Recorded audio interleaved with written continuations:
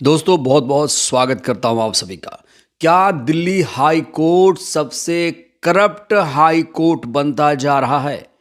ये सवाल तब और तेज हो जाता है जब सुप्रीम कोर्ट के जाने माने वकील, वरिष्ठ वकील प्रशांत भूषण जैसे लोग खुद आकर ये कह देते हैं कि जो कभी बेस्ट माना जाता था आज करप्शन के वायरस से इन्फेक्टेड हो चुका है।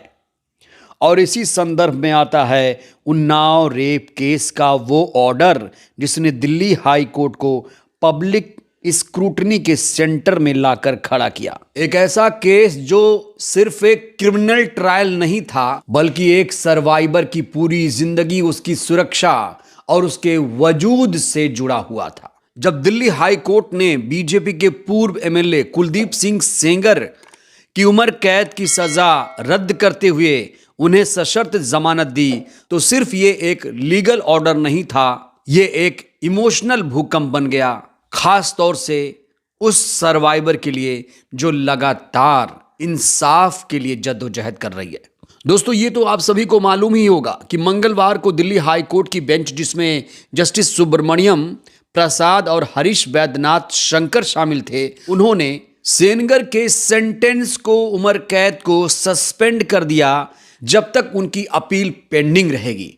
हालांकि कोर्ट ने बेल देते वक्त शर्तें भी लगाई, लेकिन इस समय दिल्ली हाई कोर्ट के फैसले के खिलाफ जबरदस्त तरीके से विरोध प्रदर्शन हो रहा है। दोस्तों मैं आपको दिल्ली की तस्वीरें दिखाने जा रहा हूं, दिल्ली हाई कोर्ट के सामने किस तरीके से प्रदर्शन हो रहा है। सबसे पहले आप इन तस्वीरों को देखिए।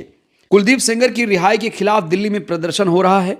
रेप पीड़िता की मां ने सेंगर की फांसी की डिमांड की है और तमाम नेताओं ने कोर्ट के फैसले को गलत करार दे दिया है। हाई कोर्ट के बाहर प्रदर्शन कर रहे प्रदर्शनकारियों ने फैसले की निंदा की और न्याय की मांग की है।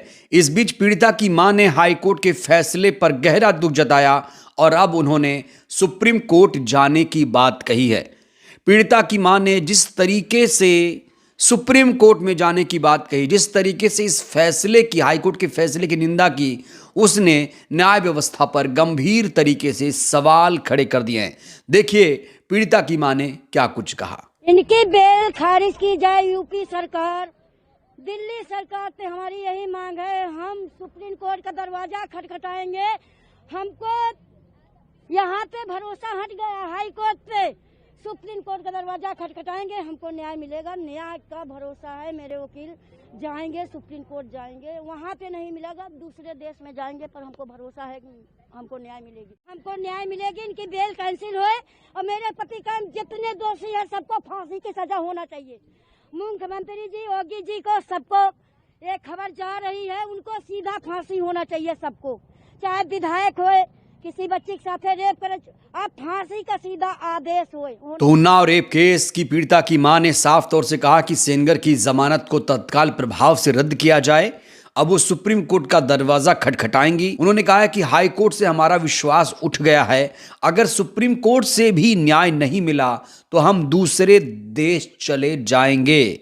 मेरे पति की हत्या करने वाले को तुरंत फांसी की सजा दी जानी चाहिए। तो हमारे देश में ऐसा पहली बार हो रहा है जब पीड़िता को गिरफ्तार किया जाता है और जो आरोपी है उसे रिहा कर दिया जाता है, और इसीलिए गुस्सा और ज़्यादा बढ़ जाता है। आप इन तस्वीरों को देख सकते हैं, लोगों में कितना ज़्यादा रोष है, ज़बरदस्त गुस्सा है। इस बीच महिला अधिकार कार्यकर्ता योगिता भयाना ने कहा है कि आज हम शांतिपूर्वक हाई कोर्ट आए हैं ताकि हमारी बेटी के साथ हुई नाइंसाफ़ी को वापस लिया जाए, हमारी याचिका पर सुनवाई हो। अगर न्याय नहीं मिला तो हम और तेज़ प्रदर्शन करेंगे, यह हमारा अधिकार है। प्रदर्शनकारियों ने हाई कोर्ट से अपील की कि सेंगर की जमानत को तत्काल प्रभाव से रद्द कर दिया जाए। दोस्तों ये तो आप सभी को मालूम है कि उन्नाव रेप केस 2017 का है, जिसमें कुलदीप सिंह सेंगर को दोषी ठहराया गया था। हाई कोर्ट ने हाल ही में उन्हें कुछ शर्तों के साथ जमानत दी है, जिसके बाद पीड़ित पक्ष और महिला संगठनों में आक्रोश किस तरीके से आप देख पा रहे हैं। सुप्रीम कोर्ट का दरवाजा खटखटाएंगे, हमको न्याय मिलेगा। न्याय का भरोसा है। मेरे वकील जाएंगे, सुप्रीम कोर्ट जाएंगे, वहाँ पे नहीं मिलेगा, दूसरे देश में जाएंगे। तो अब पीड़ित पक्ष सुप्रीम कोर्ट जाने की तैयारी कर रहा है। बड़ा सवाल यह है, क्या दिल्ली हाई कोर्ट के फैसले पर सुप्रीम कोर्ट स्वतः संज्ञान लेगा या फिर याचिका लगाने के बाद ही सुप्रीम कोर्ट इस पर सुनवाई करेगा। दोस्तों आपको बता दें, अभी सुप्रीम कोर्ट में छुट्टी चल रही है। 4 जनवरी तक सुप्रीम कोर्ट को बंद करने का आदेश सीजेआई सूर्यकांत ने कर दिया है। बड़ा सवाल यह है, क्या सुप्रीम कोर्ट को ऐसे मामलों पर त्वरित सुनवाई नहीं करना चाहिए? क्या याचिका के बाद ही सीजेआई इस पर फैसला सुनाएंगे, या फिर कुलदीप सिंह सेंगर के केस में खुद संज्ञान लेते हुए सुप्रीम कोर्ट कुलदीप सिंह सेंगर जैसे लोगों की जमानत को रद्द कर देगा? क्योंकि यहां पर इंसाफ नहीं हुआ है। और ये मैं नहीं कह रहा हूं, पीड़ित पक्ष के लोग लगातार ये कह रहे हैं कि पीड़िता के साथ नाइंसाफी हुई है, उन्हें इंसाफ नहीं मिला है। जिस आरोपी को उम्र कैद की सजा सुनाई गई थी, उस आरोपी को बरी कर दिया जाता है और पीड़िता इस समय दर दर की ठोकरें खा रही है। उसकी जान को भी कहा जा रहा खतरा है। और ऐसे में अब पूरी उम्मीदें सुप्रीम कोर्ट से हैं। पूरे देश की निगाहें सुप्रीम कोर्ट पर लटकी हुई हैं कि सुप्रीम कोर्ट इस संवेदनशील मामले पर कोई निर्णय लेगा।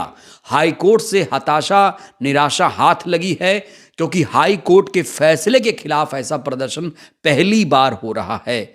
ये दिखाता है, ये तस्वीरें बताती हैं, हाई कोर्टों में भी जनता का विश्वास कहीं ना कहीं डगमगा रहा है। क्योंकि जो फैसला हाई कोर्ट का आया है, उससे पीड़ित पक्ष खुश नहीं है। ऐसे में अब पीड़ित पक्ष चाहता है कि सीजेआई सूर्यकांत इस पूरे मामले में स्वतः संज्ञान लेकर कुलदीप सिंह जैसे लोगों को सख्त से सख्त सजा दे, इसकी जमानत को रद्द करें और उन्हें उम्र कैद या फिर फांसी की सजा दिलाई जाए। ये पीड़ित पक्ष ने साफ तौर से कैमरे के सामने आकर कहा है। और अगर ऐसा नहीं हुआ तो पीड़ित का परिवार वो दूसरे देश चला जाएगा।